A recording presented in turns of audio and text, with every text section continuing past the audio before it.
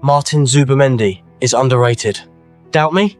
Watch this half volley from outside the box against Nottingham Forest in September 2025 that won the Premier League Goal of the Month award and had the whole country asking who on earth this man actually is. Still don't believe me? Watch this driven effort against Aston Villa that left the goalkeeper with absolutely no chance of getting anywhere near it. Martin Zubimendi is underrated. Watch this man receive the ball under pressure from two opponents deep in his own half, turn out of the press with one single touch, and deliver a 40-yard switch pass that lands perfectly at Bukayo Saka's feet on the opposite flank without breaking stride. Still not convinced? See this again. Watch him read a Tottenham counter-attack from 30 yards away, step across before the ball even arrives, win it cleanly, and immediately play a forward pass that launches an Arsenal attack in the exact same breath. Watch this half volley from outside the box against Nottingham Forest in September 2025 that won the Premier League Goal of the Month award and had the whole country asking who on earth this man actually is. Martin Zubimendi is not just a destroyer who sits in front of the defence and breaks things up. He is a complete midfielder, performing at an elite level in his very first season in the Premier League, a league that has chewed up and exposed countless technically gifted foreigners who were brilliant everywhere else before arriving in England. And the most incredible part of the whole story? He turned down Liverpool. He turned down Real Madrid, and he chose Arsenal. He chose Mikel Arteta. Let us seriously talk about how good he actually is. Welcome back to the channel. Drop your country in the comments right now. I want to see where the community is tuning in from today. If you are new here, please subscribe and turn on the notification bell so you never miss us. Now, let us get into the Zubimendi conversation properly. To understand why Martin Zubimendi's arrival at Arsenal has been such a game changer, you first have to understand the problem Arsenal were carrying before he got there. Declan Rice is one of the best midfielders in the world. That is not up for debate. He is powerful, athletic, intelligent, and when he gets into attacking positions, he is a genuine goal and assist threat. But under Arteta, before Zubimendi arrived, Rice was being asked to do too many things at once.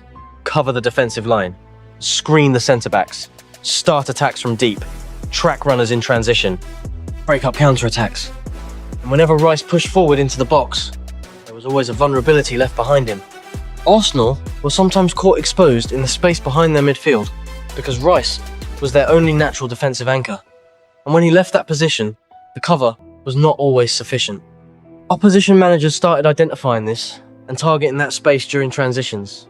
Arsenal were not conceding heavily from it, but the structural risk was there, game after game. Then Zubimendi arrived in July 2025, signed from Real Sociedad for £55.5 million on a long-term contract, and the entire dynamic of that Arsenal midfield changed in the space of a few weeks. Now Rice does not have to sit deep. He does not have to think twice about pushing forward. He does not have to track back every single time a defensive presence is needed to cover the ground behind him, because Zubimendi is always there, always available, always in the correct position before the ball even arrives. Rice has been genuinely liberated by this signing in a way that very few players ever benefit from during their careers. He has now scored 8 goals and provided 9 assists across all competitions this season, the best combined output of his entire career at any club. And a significant portion of that is directly attributable to Zubimendi doing the defensive work that previously restricted Rice's ability to roam forward. The partnership between the two of them is quietly one of the best midfield combinations in all of European football right now, and it deserves far more attention than it gets. So what exactly does Zubimendi bring to that Arsenal midfield? Let us go through it properly. First, the defensive work. Zubimendi is ranked among the top 3% of midfielders in Europe for pressures, tackles, and interceptions combined. He does not just react to danger, he anticipates it. He reads the game 2 or 3 seconds ahead of what is happening, and he positions himself so that when the attack comes through the middle, he is already standing exactly where the ball is going to arrive. This season, in the Premier League alone, he has been involved in blocking 67 attacks before they reached the Arsenal penalty area. 67! That is not just pressing. That is a kind of defensive intelligence that takes years to develop, and that very few midfielders at any level possess naturally. Second, his press resistance.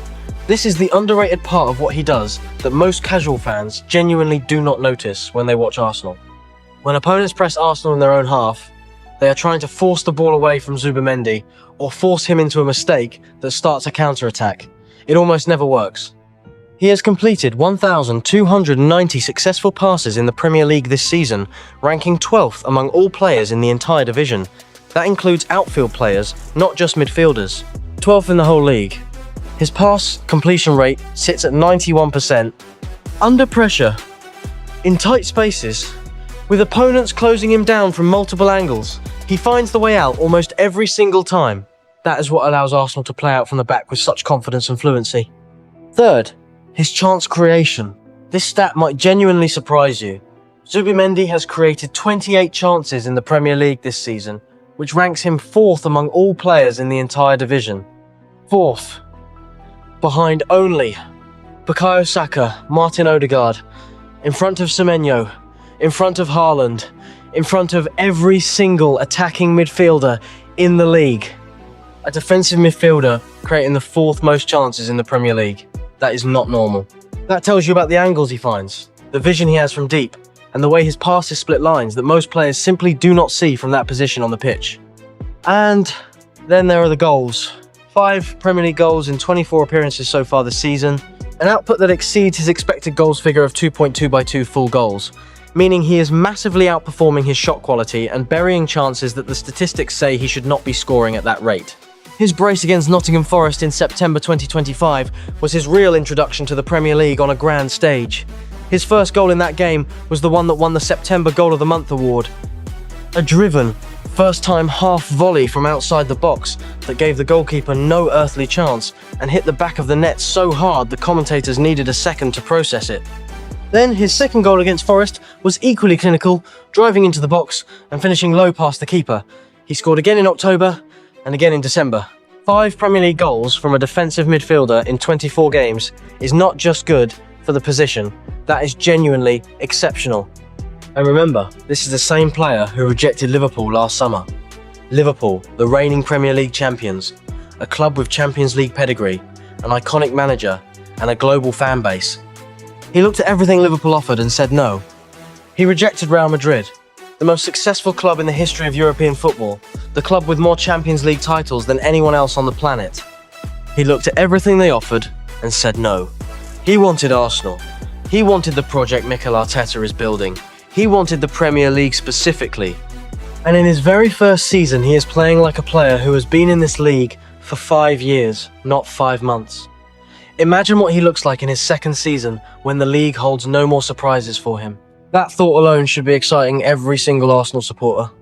Martin Zubimendi is the invisible force making Arsenal's best players even better. He does not always end up on the highlights reel. He does not always get the post-match interview. He does not always trend on social media after a win. But remove him from this Arsenal side and the entire structure changes. Rice becomes restricted again. The midfield loses its security. The press becomes less effective. He is the foundation that the beautiful building of this Arsenal season has been built on. And we seriously must speak about how good he is before people start taking him for granted. Tell me honestly in the comments, is Martin Zubimendi the best defensive midfielder in the Premier League right now? Or is there someone else you think belongs above him? Subscribe, turn on that notification bell, and we will see you in the next one.